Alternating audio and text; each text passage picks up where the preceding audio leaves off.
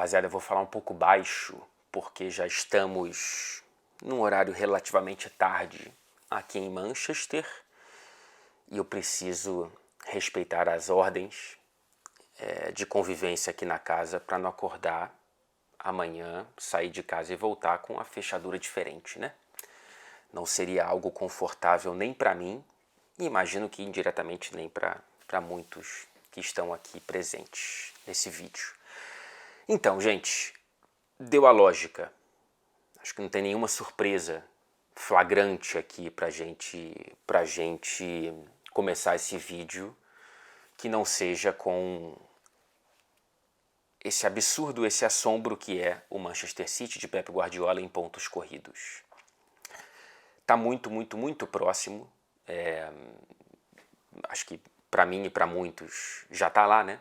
Falta o carimbo contra o West Ham, mas é muito improvável que a equipe do David Moyes consiga qualquer coisa por aqui. Ele mesmo disse nessa semana que ainda que fosse contra o Sub-14 do Manchester City seria difícil, imagina contra os caras precisando de uma vitória para erguer a taça. Mas enfim, tá muito próximo de um absurdo, cara, que ninguém nos 136 anos de história do campeonato inglês conseguiu fazer, que é um tetracampeonato consecutivo. Isso é um absurdo. É um absurdo histórico, tá? Nem o Ferguson, nem o Wenger, nem Mourinho, nem o Klopp, nem o Liverpool nos anos 80, nem o Everton nos anos 80, nem o Huddersfield Town, que conseguiu emendar acho que 3. Cara, assim, ninguém nunca conseguiu isso que o Manchester City de Pep Guardiola está muito próximo de conseguir.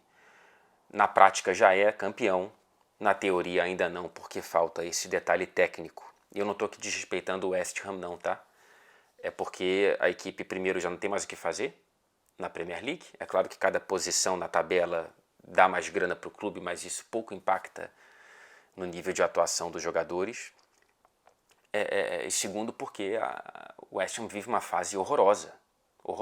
É até uma pena ver que as últimas cenas dessa relação tão importante para a história moderna do clube com o David Moyes sejam tão feias, né? Com goleadas sofridas e com jogos num nível muito aquém do que esse elenco pode entregar e provavelmente vai entregar na próxima temporada com outro treinador. Então, é porque o West Ham não tem condições técnicas e quando a gente faz projeção é com base em evidência. Eu não posso garantir, não posso dar 100% de certeza, mas é isso que a evidência me diz. Então falta esse detalhe técnico que é a vitória contra o West Ham no domingo para não precisar nem olhar para o jogo do Arsenal contra o Everton. Cara, o Pep Guardiola em pontos corridos é algo assombroso. Volto a usar esse adjetivo porque é o que eu acho que melhor se encaixa nessa situação. Agora ele vai para a 15ª temporada como treinador, mas eu estou olhando para as 14 completas. Ele conquistou a Liga Nacional 11 vezes. Nunca ficou abaixo da 3ª colocação. E a média dele é de 89 pontos. Não nas 11 que ganhou, tá? Nas 14. 89 pontos. Isso que na Bundesliga, 3 temporadas lá, são menos rodadas porque são menos clubes, né? São 34 rodadas e não 38 como em La Liga e Premier League. É um negócio... Não faz sentido aqui falar da grana de transferências, tá? Não faz sentido. É claro que ela é fundamental, mas se ela for mal utilizada, como a gente vê à torto e à direito por aí, não é... O principal aqui é o Pep Guardiola. Quando ele sair, o Manchester City ele pode investir o mesmo dinheiro, mas muito provavelmente não vai colher os mesmos resultados. O que esse clube está vivendo provavelmente não vai voltar a viver. Porque é esse cara que faz isso. É esse cara que faz isso. É claro que há uma ajuda muito importante de vários níveis do clube, principalmente para que exista uma longevidade de Pep. não tem a pressão política maluca do Barcelona, não tem uma diretoria que adora fritar treinador como no Bayern, e o Manchester City consegue fazer com que o Guardiola esteja agora próximo de completar 10 anos no clube, né? Então, assim, é um negócio impressionante o que ele faz nesse formato de competição e tá mais uma vez próximo de trazer um ineditismo não só para a história do clube, mas para a história da competição, como por exemplo quando ele fez 100 pontos. Cara, eu estava muito interessado para entender qual seria o comportamento dos torcedores do Tottenham hoje dentro do estádio.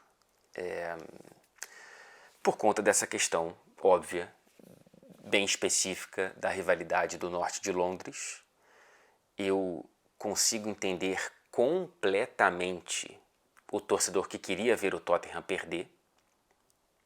Porque, vamos lá, mesmo com chances de ir para a Liga dos Campeões, caso vencesse, essas chances elas não eram tão óbvias assim, porque um empate do Aston Villa no domingo contra o Palace poderia bastar por conta do saldo para o Tottenham não ter chance ou não conseguir ir, mesmo vencendo o Sheffield United, o que deve acontecer mesmo agora no domingo. Então, assim, não dependia só do Tottenham essa vaga para Champions. E mesmo que dependesse, eu sou do tipo de torcedor mesquinho que preferiria ver o meu time não indo para a competição continental do que dar um título para o seu maior rival. Não tenho nenhuma dúvida de que eu preferiria isso. Então eu entendo perfeitamente o torcedor que, por exemplo, e muitos cantaram logo com 2 minutos de jogo, fique de pé se você também odeia o Arsenal. Eu também entendo o torcedor que prefere ser tão profissional quanto o jogador e o treinador, né? Que prefere ver o time dele ganhar, que prefere sonhar com uma vaga para a Liga dos Campeões e que se isso indiretamente ajudar o Arsenal. Mas eu entendo mais o primeiro tipo de torcedor que parecia estar em grande número hoje no estádio. Mas mesmo que eles estivessem cantando isso logo aos 2 minutos, do alto do profissionalismo, óbvio, necessário, mas não por isso não respeitável, os jogadores do Tottenham não escutaram. E jogaram muito bem. Cara, o primeiro tempo do Tottenham foi muito, muito, muito bom. Conseguiu desarmar quase todas as jogadas do Manchester City. Teve mais posse do que o City. Fez o City fazer o que raramente faz, que é correr atrás da bola. Acho que a linha alta do Tottenham criou uma sensação de que o City precisava correr um pouco mais com a bola para conseguir machucar o adversário. E essa pressa fez com que o City errasse muito mais passes do que normalmente erra.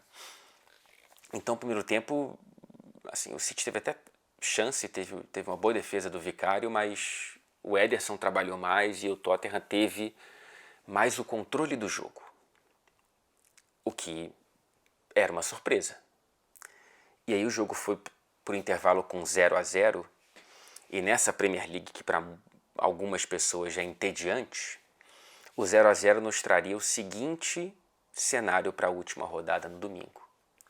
Arsenal e City com o mesmo número de pontos e com uma diferença no primeiro critério de desempate, que é o saldo de gols. 3 gols a mais de saldo para o Arsenal do que para o City. Ambas as equipes, claro, né? Jogando no mesmo horário, no mesmo dia, correndo atrás de gols. Era uma corrida pelo gol, né? Para quem fizesse mais e sofresse menos, o City, claro, com um claro déficit aí para correr atrás. O Arsenal contra o Everton e o City, repito, contra o West Ham. Seria uma loucura.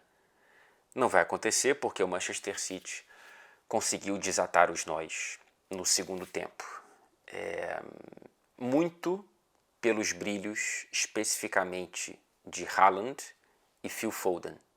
O Foden não fazia um bom jogo, até que ele insiste numa bola pela esquerda, consegue fazer com que ela chegasse no Bernardo, que passou para o De Bruyne dar assistência para o Haaland. O De Bruyne, com essa assistência, ele, em apenas 17 partidas nessa Premier League, por conta dos 4 meses lesionados, ele chega a 10 assistências. O maior número do City na competição, o segundo maior número da competição, perdendo apenas para o Ollie Watkins, que deve ser premiado com o troféu de melhor assistente. E o De Bruyne se isola como o segundo maior assistente da era Premier League, agora com 112, uma a mais do que o Fábregas, e não tem como alcançar o inalcançável Ryan Giggs, líder com 162. Enfim, tá aí a importância histórica do Kevin De Bruyne. E a segunda jogada do pênalti também passa muito pelo Foden, mais do que até o primeiro gol.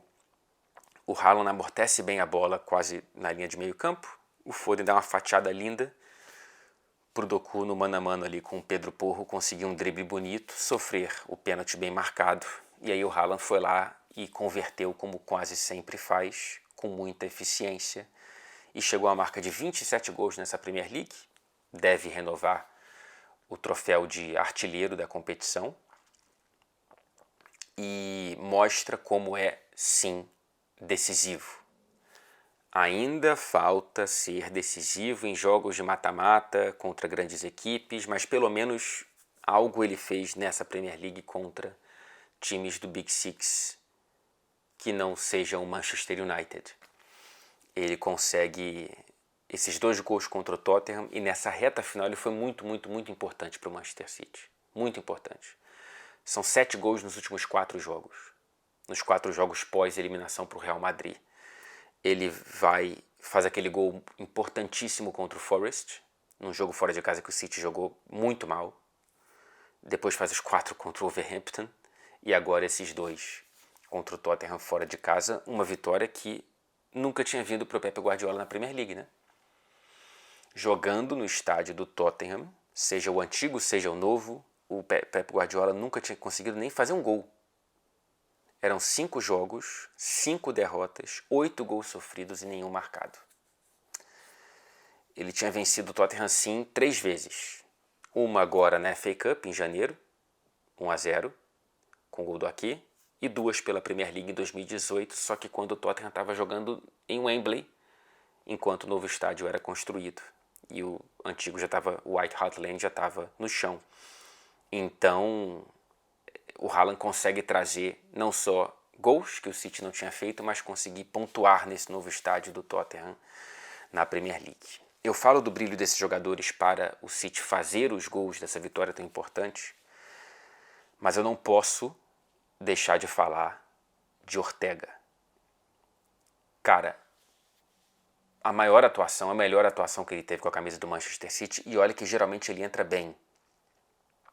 Ou quando ele entra durante a partida, ou quando ele começa nas Copas. O Ortega, dessa vez, ele teve um brilho decisivo. Decisivo. Ele foi exigido desde o primeiro lance. Ele entra e já tem um lance com o Kulusevski, que entrou bem, criando um salseiro ali, tentando fazer o gol.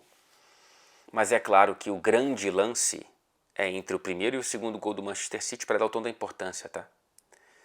Quando, num erro do Akanji, o Son sai cara a cara e não consegue fazer o gol porque o Ortega estava lá. A finalização do Son poderia ter sido melhor, ele chuta mal, mas se não fosse o Ortega cumprindo de maneira eficiente, como quase sempre, o próprio papel, o Son teria feito esse gol aí que complicaria muito a vida do Manchester City, porque o jogo já estava caminhando para 42, 43 minutos do segundo tempo. Então o Ortega foi quase tão decisivo quanto Foden e Haaland. Ele entrou porque o Ederson deu azar mais uma vez. É a 4ª vez que o Ederson é substituído por algum choque físico nesta Premier League. Já tinha sido substituído contra Newcastle, Liverpool, Forest e agora contra Tottenham. Ele sai pé da vida, inclusive dá um bico, mesmo o Guardiola tentando acalmar ele, dá um bico em alguma coisa no banco de reservas.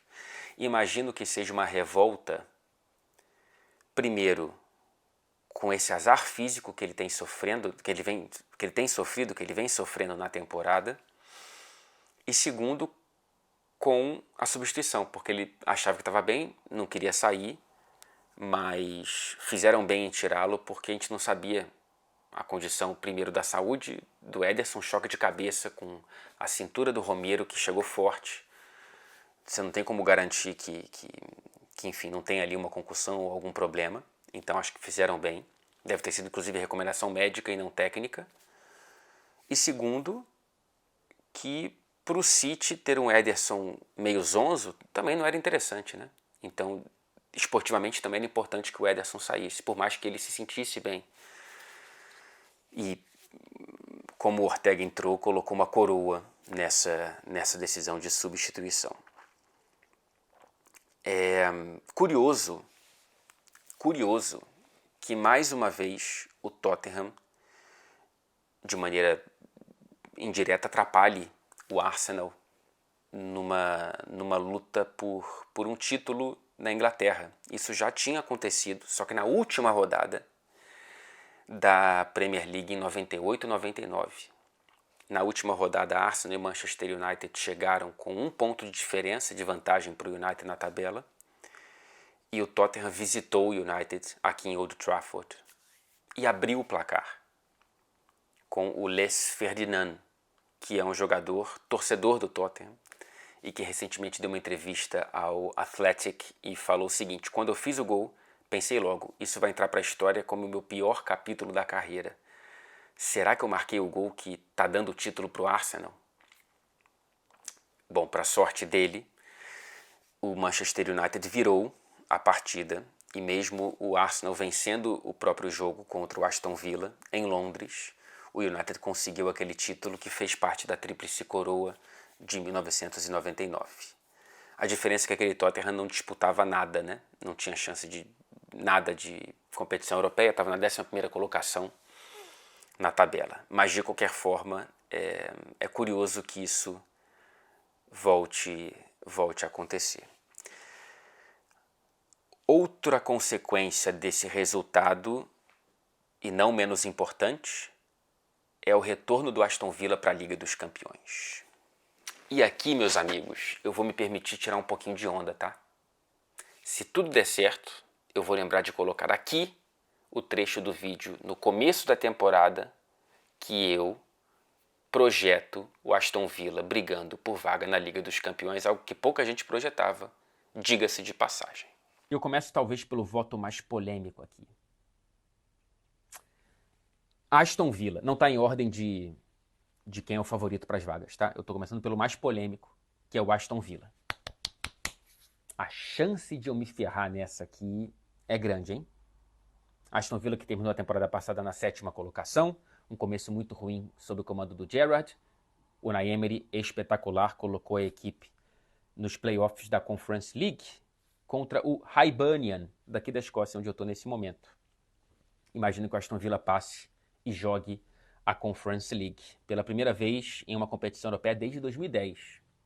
Bacana, né? Por isso que a Conference League é bacana, porque traz esses clubes. O Aston Villa já é campeão da Champions na história, hein? Lembremos. Cara, o grande desafio, justamente como teremos com o Newcastle e com o Brighton, é ver a capacidade de administrar uma competição extra na temporada, né? Uma competição com viagens longas, como a Conference League, junto à Liga Inglesa, junto à Premier League. Mas não sei, algo me diz que o Unai Emery vai conseguir dar continuidade ao que ele já fez na temporada passada, que foram 15 vitórias dos 25 jogos que ele comandou a equipe na temporada passada. Cara, pro Aston Villa isso é bastante coisa. Tá aí então esse raro momento de acerto nessas projeções que eu tento arriscar aqui.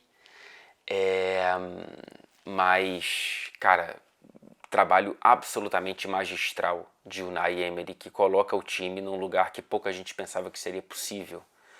O Aston Villa volta à Liga dos Campeões depois de 41 anos. Só tem 2 participações na história. Na primeira, a estreia, foi campeão, e na segunda, como atual campeão, parou nas quartas para a Juventus. Ou seja, são 2 participações muito pesadas do Aston Villa. É claro que o futebol mudou. Vamos ver como que vai ser na temporada que vem, mas é muito, muito bonito ver um bom trabalho premiado. E o trabalho do Unai Emery, que sofreu muito aqui na Inglaterra, com doses de preconceito, quando o torcedor do Arsenal, quando o treinador do Arsenal, desculpa, ele agora consegue fazer um trabalho belíssimo e teremos o Aston Villa na próxima Liga dos Campeões. Parabéns ao Villa, vai ser bonito poder cobrir um jogo, enfim, em Birmingham com esse Aston Villa. Algo que eu nunca vivi e que, tomara, né, consiga viver na próxima temporada. É isso, minha gente. Voltamos, portanto, no vídeo de domingo, pós-rodada final da Premier League, com provavelmente um vídeo do Manchester City tetracampeão consecutivo da Liga Inglesa. E se tudo der certo, teremos uma live, a primeira, possivelmente única, da história desse canal, na semana que vem. Eu estou pensando em fazer na segunda-feira, mas eu tenho que ver os horários de trabalho da TNT para entender quando eu consigo fazer isso. Assim que eu definir o dia e o horário, eu vou postar aqui, né, enfim, de maneira escrita no canal para que a gente consiga estar junto nessa, tá? Um beijo para vocês e boa noite.